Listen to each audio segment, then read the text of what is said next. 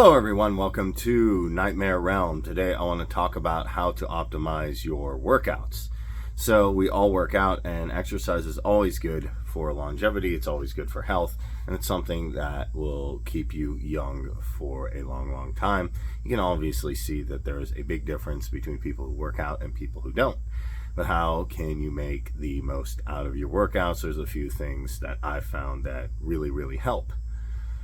One thing that actually, that really helps to start out with this is to think about, what you're doing. Essentially, you're tearing down muscle, breaking it down, and then building it back up.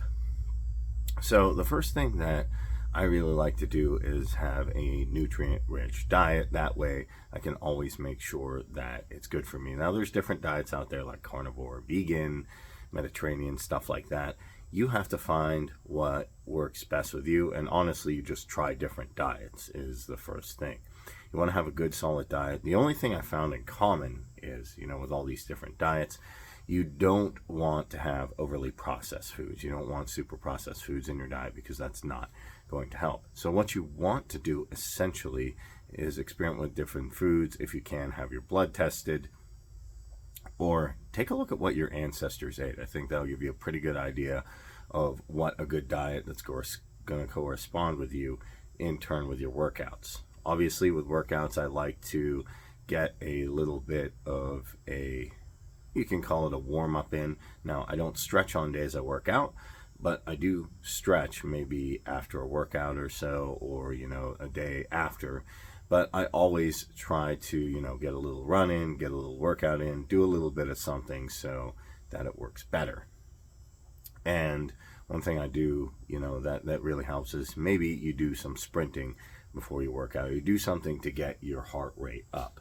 So in addition to a good diet, you want a nice little warm-up. That's going to help because you don't want to just go cold and hit the weights. You want a little bit of something to get you going. And I always say that if you have like your heart rate up, you're going, the workout's going to go much better. Also, let's talk about pre-workout as well. Nitric oxide, when it goes through the blood, definitely helps with blood flow, and that's one thing I love. One thing you can do is beet powder or something like that. A little bit of caffeine, like a little bit of coffee, can help. I don't necessarily think that every pre-workout is great because there's a lot of different stuff in there, and sometimes some of it can be a bit harmful. So it's a good idea to take a look and see, what's going on there, because some of this stuff, has a lot of processed chemicals and dyes and things like that. Funny enough, I used to use workout powder, and I used to, pre-workout powder and whey protein. I cut those out now. The one thing that I do still like is actually creatine.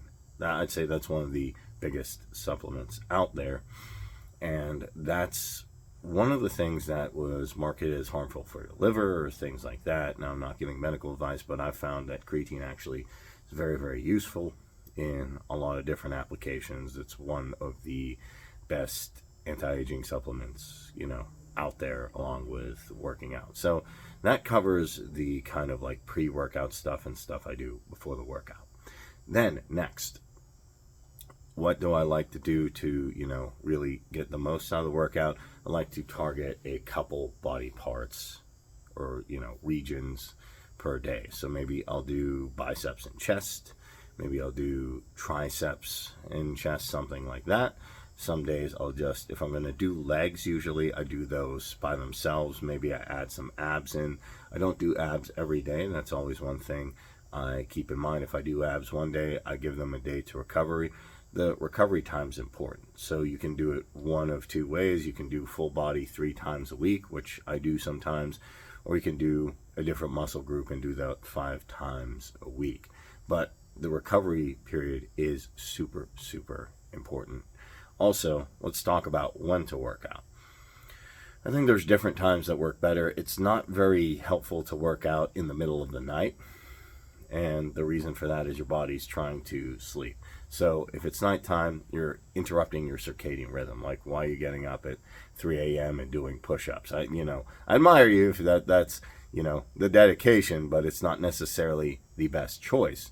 So you want to find a time that's good. Now, I know a lot of people work out early in the morning, and I think that's one of the best times, early in the morning or in the afternoon. You want an active time to work out when you're being active. And, early in the morning if you can. Sometimes I can't do that. I sometimes work out in the afternoon, but early in the morning, preferably afternoon if you can. Those are really good times to get out there and work out.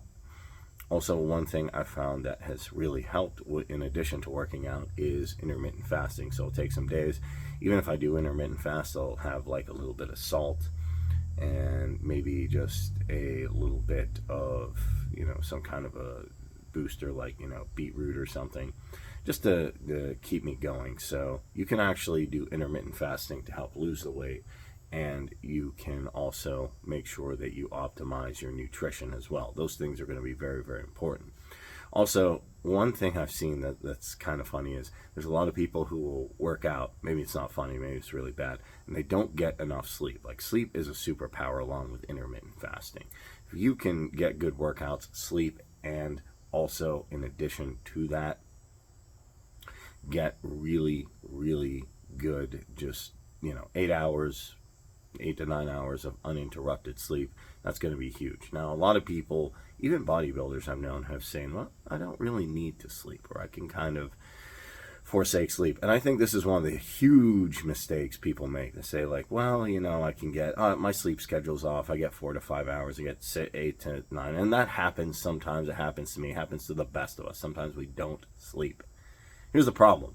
You say like, oh, okay, well, Kareem, I'm just not sleeping. To me, that's the hugest thing. That's where your muscles actually repair themselves. So you can have the perfect diet. You can drink a ton of water. You can have all the best supplements. You can have the best workout routine. But if you don't sleep properly, it doesn't really matter. It's kind of like throwing that all away. And that is one of the biggest things I want to stress. It's something you'll be like, well, I already knew that, but most people don't do it. Most people are generally lacking in sleep for some reason, for one reason or another, and that's detrimental to their sleep. It's detrimental to their health. It's a huge problem, and that's one thing I wanted to address, is you need to get your sleep in order. If you're going to do all this working out, all this dedication, all this time at the gym, if you're going to put all the money into supplements, if you're going to take time to intermittent fast, really get your diet going, and you don't sleep, it's going to be all for naught. You're still going to feel sick and sluggish and stuff like that. So sleep literally is your superpower. It makes everything work, not just working out, but it's a huge thing that I see a lot of people, even people I work with, people I know, they say, I'll get my sleep schedule fixed. Eventually I'll get my sleep schedule fixed. The problem with that is it's going to wear on you. It's aging you a lot faster. It's causing a lot of problems, and it's making your workouts ineffective. So I know that was a long thing there, but sleep is absolutely important. So to kind of wrap it all up, it's not super complicated, but I think this is helpful information. So when you're working out, what you want to do is get good nutrition, find a diet that works for you, preferably one that doesn't cause a lot of inflammation. And that's going to be different for everybody. I know there's some people that say you have to be vegan, you have to be carnivore, you have to be paleo, you have to do keto, you have to do this, you have to do that. I would say no, this is not good advice, because it's all over the internet. These people saying this is the best diet in the world. Look, honestly, different diets are going to work for different people. You have to find what works for you. That's your main source of muscle building. That's your nutrition. So when you break those muscles down, you need the best nutrition. I always think that a little bit of caffeine or a beetroot or some nitric oxide is good to kind of get the blood flowing. You want a good blood flow, and then a nice little warm up before you hit the weights is good. When you do hit the weights, you can do full body. I usually do full body 3 or 4 times a week. If you don't do full body, that's cool. You can target different muscle groups and you can go from there, and preferably doing this either early in the morning when you're alert and ready, or in the afternoon. You don't want to do it at night because your body is about to sleep. Sleep being a huge thing. You want to make sure you get a solid 8 to 9 hours consistently. If something happens once in a while, which it all does, that's fine. Like, nobody's perfect. We don't all get as much sleep as we should, but really, sleep is the biggest thing. I used to forsake sleep for work, like, oh, I want to just get some work done, or I want to do this even after the gym, and I'm thinking, what am I doing? Like, even the biggest thing, like, if it's 9 or 10, and I have to be up at, say, like 7 or 8 or 11, I'm going to bed. Like, that can wait, because it's the most important thing ever. So I hope this was helpful to optimize your workouts. Thank you for watching Nightmare Realm, and make sure if this helped you to like and subscribe.